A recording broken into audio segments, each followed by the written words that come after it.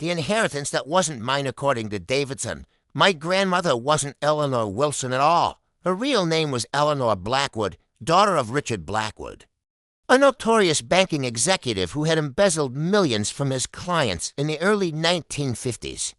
Before disappearing without a trace, the man in the photo was Richard Blackwood, my great-grandfather, taken days before he vanished.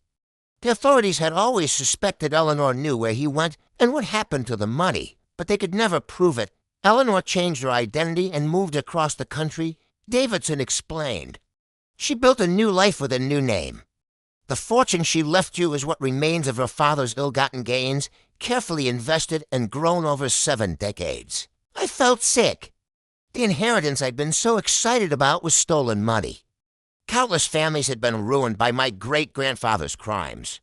And my grandmother had been complicit all along. There's more, Davidson said, his expression grim. The FBI has reopened the Blackwood case. They've been watching the estate, waiting for Eleanor to pass away. They'll be here tomorrow with questions.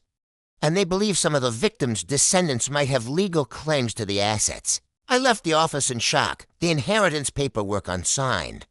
That night, I couldn't sleep. I kept thinking about my grandmother, the woman who had baked me cookies, who had taught me to read, who had seemed so normal and loving living her entire life with this secret. The next morning, I found a small key tape beneath my grandmother's old jewelry box, which my mother had given me after the funeral. It didn't fit any lock in her apartment. What was it for? And why had she hidden it? As I turned the key over in my hand, I noticed tiny numbers etched into its surface, coordinates.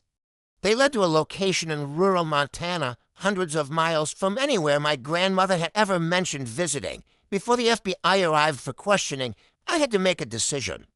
Should I tell them everything, including about the key? Or should I protect my grandmother's final secret, whatever it might be? What I discovered in Montana changed everything I thought I knew about right and wrong, and it forced me to choose between my family's legacy and justice for people I'd never met.